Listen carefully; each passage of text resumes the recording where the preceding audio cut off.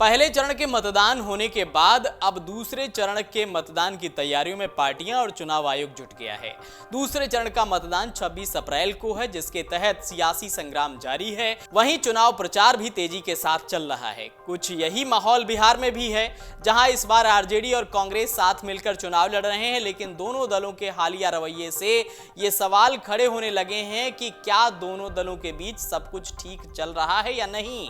इन कयासों की वजह यह है कि तेजस्वी यादव का चुनाव प्रचार में कांग्रेस के कोटे की सीटों से दूरी बनाते दिख रहे हैं।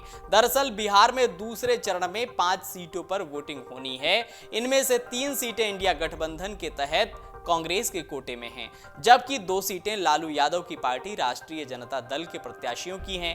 हैरानी की बात यह है कि बिहार के इंडिया गठबंधन के सबसे बड़े चेहरे यानी कि पूर्व डिप्टी सीएम तेजस्वी यादव ने अभी तक कांग्रेस के किसी भी प्रत्याशी के लिए चुनाव प्रचार नहीं किया है। खास बात यह है कि तेजस्वी तीसरे चरण की वोटिंग के लिए खगड़िया सीट पर सीपीएम प्रत्याशी के पक्ष में वोट मांग चुके हैं। चौथे चरण के लिए बेगूसराय की सीट पर भी प्रचार कर चुके हैं, लेकिन अभी तक कांग्रेस के किसी प्रत्याशी के लिए चुनाव प्रचार करने वो नहीं उतरे हैं। दिलचस्प बात यह है कि पहले चरण की 4 सीटों पर आरजेडी के प्रत्याशी चुनाव में उतरे थे, लेकिन कांग्रेस के किसी नेता ने भी उस दौरान चुनाव प्रचार नहीं किया था।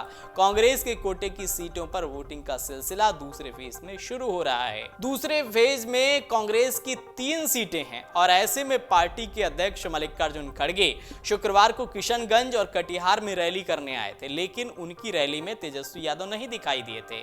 इंडिया गठबंधन की सबसे बड़ी पार्टी कांग्रेस के राष्ट्रीय अध्यक्ष का राज्य में पहला चुनावी कार्यक्रम था, लेकिन तेजस्वी का उसमें शामिल न होना स्पष्ट संकेत दे रहा है कि गठबंधन के घटक दल के बीच कुछ भी सामान्य नहीं है। आज यहां मल्लिकार्जुन खड़गे ने 2 सीटों पर चुनाव प्रचार किया, तो दूसरी ओर बांका, पूर्णिया, दरभंगा और उजियारपुर जैसी सीटों पर तेजस्वी यादव ने प्रचार किया।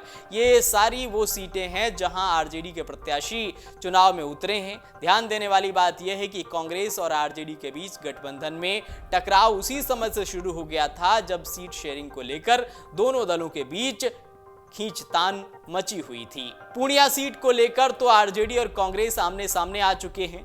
यहां से कांग्रेस नेता पप्पू यादव ने नामांकन भी कर दिया है, जिसके चलते आरजेडी नाराज है, जबकि आरजेडी ने यहां से भी बीमा भारती को प्रत्याशी बनाया है, जिनके लिए पप्पू यादव का मैदान में उतरना चिंताजनक हो गया है। प्रदेश कांग्रेस अध्यक्ष रहे अनिल शर्मा इस्तीफा देकर बीजेपी में शामिल हो गए थे, जिसके चलते कांग्रेस में काफी अस्थिरता व्याप्त हो गई है। इसके अलावा कांग्रेस में भी आंतरिक तौर पर नाराजगी है, क्योंकि पार्टी का मानना है कि सहयोगी दल ने उसे लोकसभा चुनाव में राष्ट्रीय लिहाज से कम सीटें दी हैं, यानी कि कम सीटें कांग्रेस को मिली हैं, जिसकी रिपोर्ट केंद्रीय आलाकमान के पास भी भेजी गई है। अगर आप ये वीडियो YouTube पर देख रहे हैं तो हमारे चैनल को सब्सक्राइब करें और बेल आइकन को दबाना ना भूलें। अगर आप Facebook पर ये वीडियो देख रहे हैं तो हमारे पेज को लाइक करें।